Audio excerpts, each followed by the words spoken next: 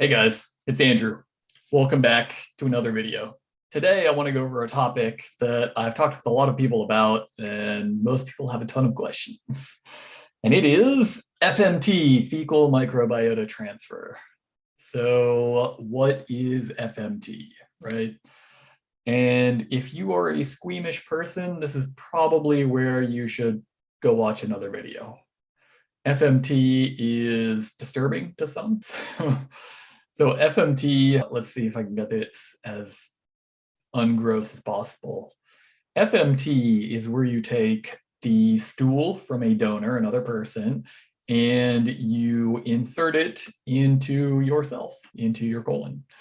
And so it's really gross. It's as gross as it sounds. FMT is basically making a poopy milkshake and squirting it up your butt. But it can do some amazing stuff, right? So it has the potential to treat a whole host of autoimmune diseases and infections like C. diff, Clostridium difficile, as well as research is starting to show being able to change your body type and even your personality. And all of the conditions that it should be able to treat or have the potential to treat are going to be on the left here. So for those of you who haven't been to my channel before, I've talked a lot about the different autoimmune diseases that I've had. So I've had 4 autoimmune diseases: Crohn's, chronic fatigue, celiac disease, and MS.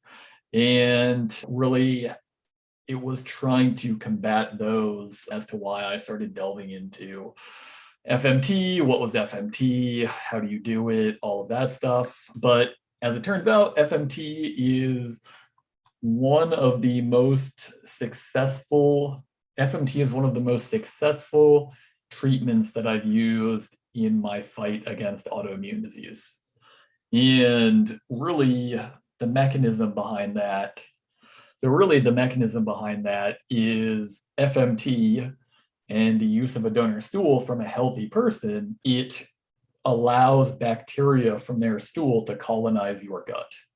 And the reason why that's so important is because so many Americans or so many people around the world have history of antibiotic use or history of a lot of exposure to glyphosate or a really bad illness like C. diff or another system-wide illness, and it just destroys their gut flora. Repeated antibiotics will do that. Having your appendix removed. For those of you who don't know, the appendix they've actually found has evolved something like 43 separate times.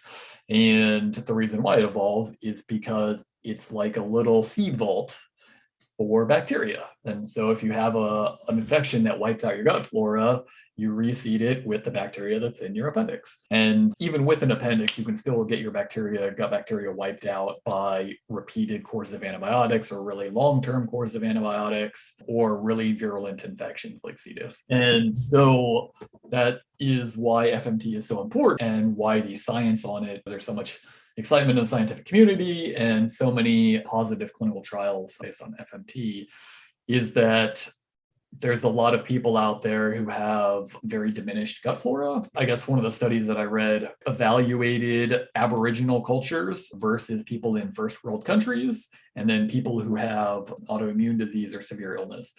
And so people from Aboriginal cultures have 1,000 to 2,000 different strains of predominant bacteria in their gut. That's a lot. People in first world countries have somewhere between 200 and 500 predominant strains of bacteria in their gut.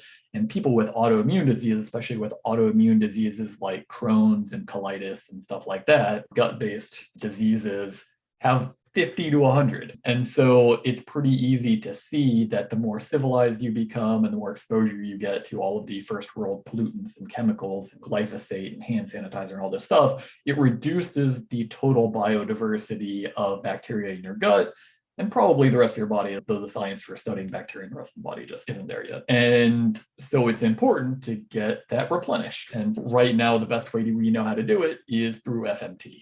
And so I got really into FMT, really excited about it, because at the time I was dealing with, I guess CFS was my 4th CFS and MS appeared at the same time. So I was dealing with my third and fourth autoimmune disease at the same time. And so I was really desperate for anything. And so however off-putting FMT might be, thinking about the mechanics of it didn't really dissuade me. It still took a couple months to really build up the courage to go through with it.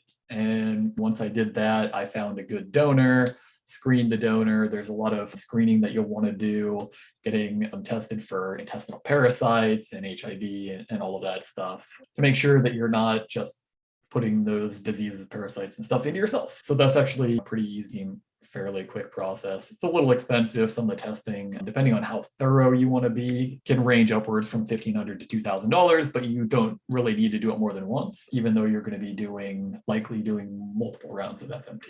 I guess a little bit more on my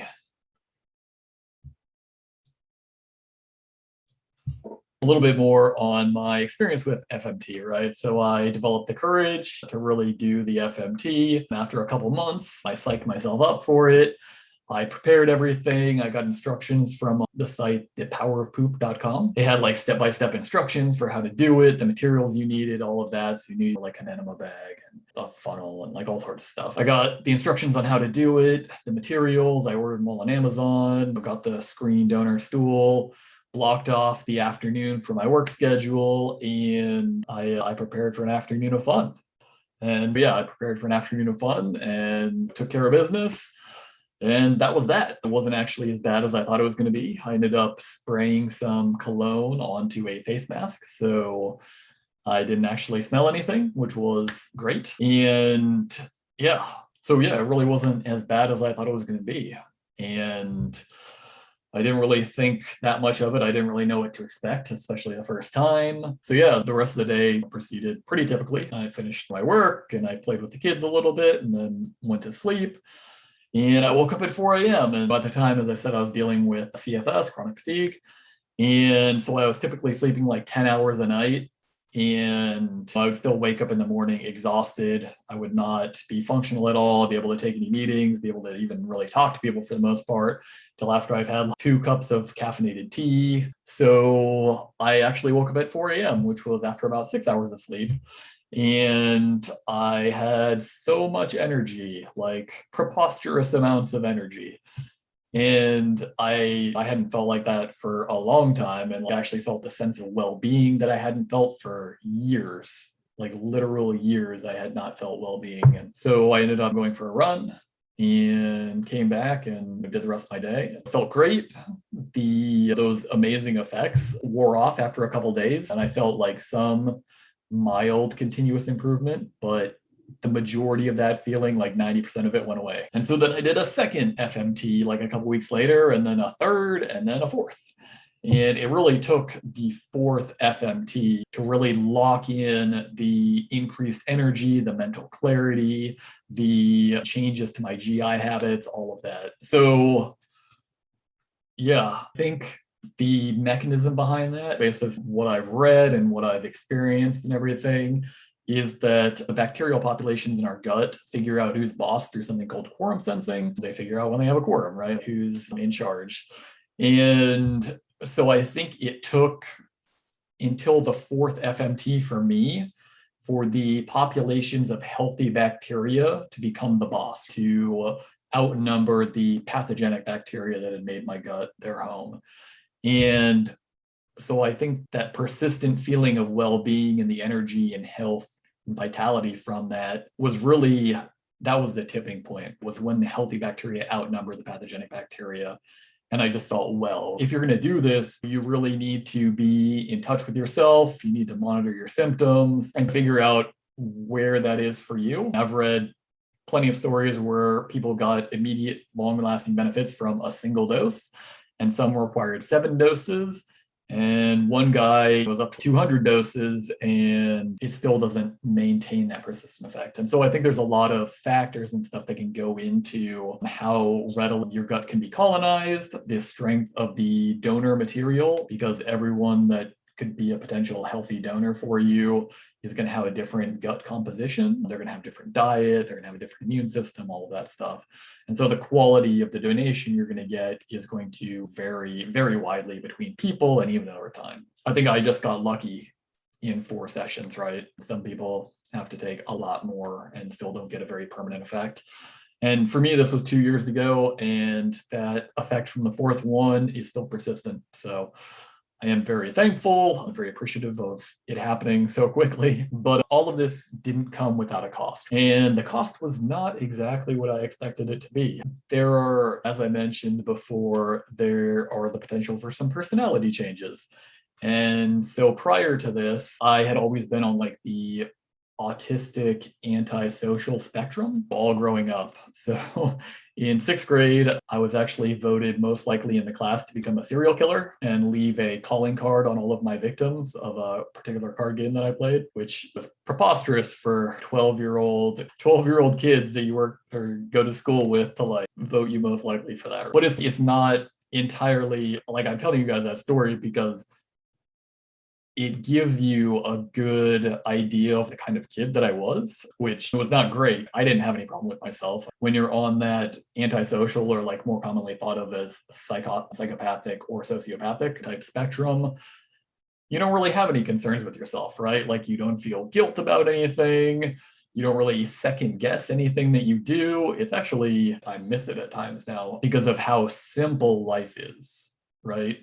There's no concern about other people's feelings.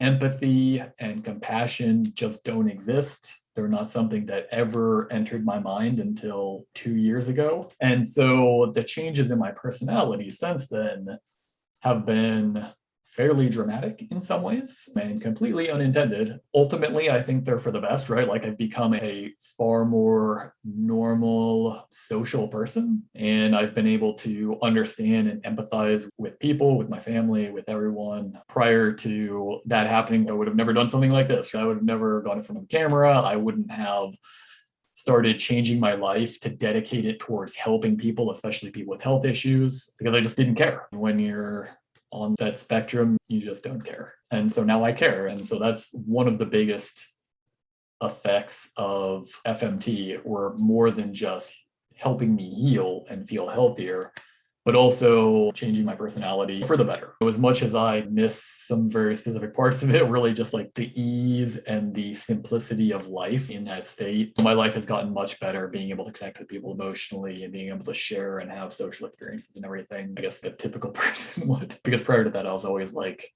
the outsider and looking in, and while it gives you like good perspective, can be like devastatingly lonely at times. It's like you see the kids who like shoot up their school, they're in a very similar situation where they're on the outside, and it's not that they don't want to have friends with peers, they don't want to date girls, they don't want to be liked and everything. It's that the way that you do it, the social, like just being social, is not a way that your brain works. And because of that, there's limitless frustration and depression and sadness that goes into that. And so a lot of people in that state, they turn into the school shooters because of how painful life is. It just makes them hate reality that they were born into and born like the way that they are, even though, as we're discovering, it's not really born that way. Now with this experience, like I'm tremendously thankful that I had this experience and that I came away from that mode of thought. Even though I was never the school shooter type, I did get very tremendously sad at times, not being able to fit in with people and constantly saying the wrong thing in social situations and hurting people and all of that stuff. So I'm very glad for the change, even though it was very much unintended. So another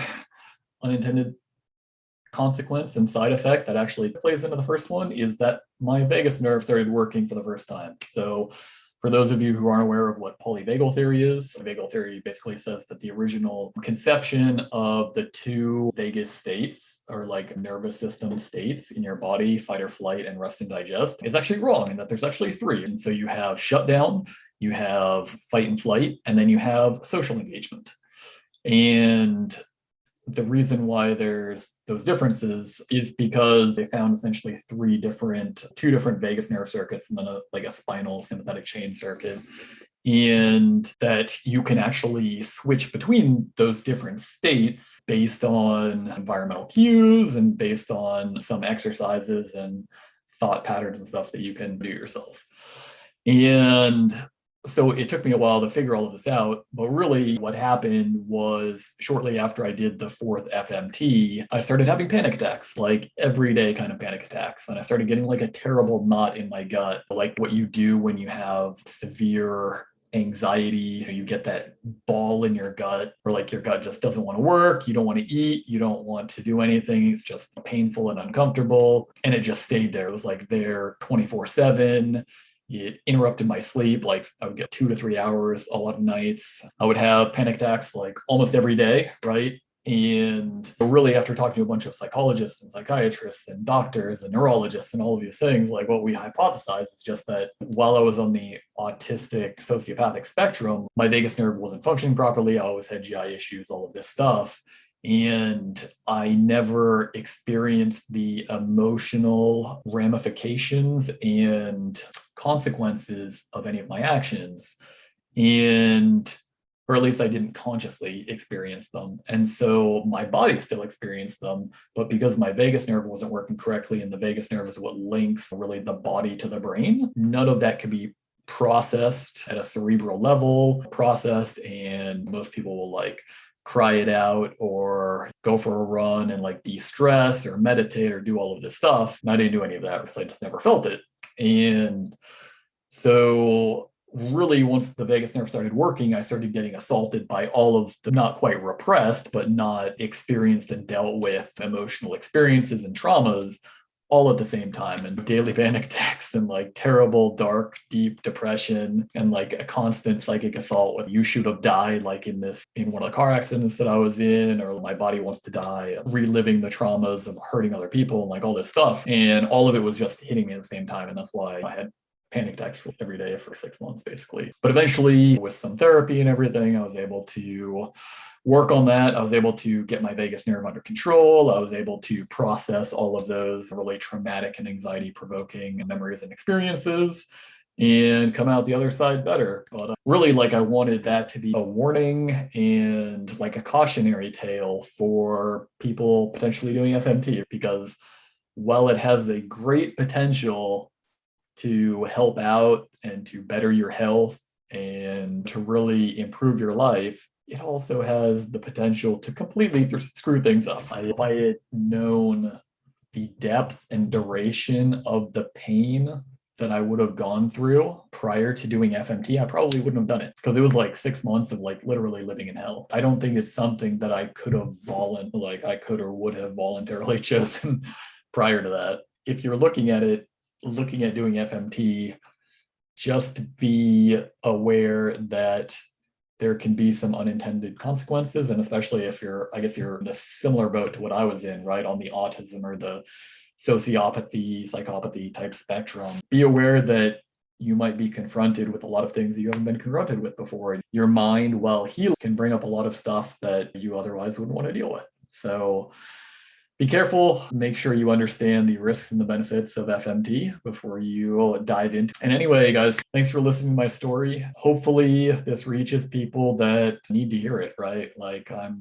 making these videos so that people can learn from my experiences and some of the pain that I've gone through. Honestly, if you're in a similar boat, I really hope this reaches you. If you have any comments or questions, always leave them below. Otherwise, thanks for watching, guys, and have a good one.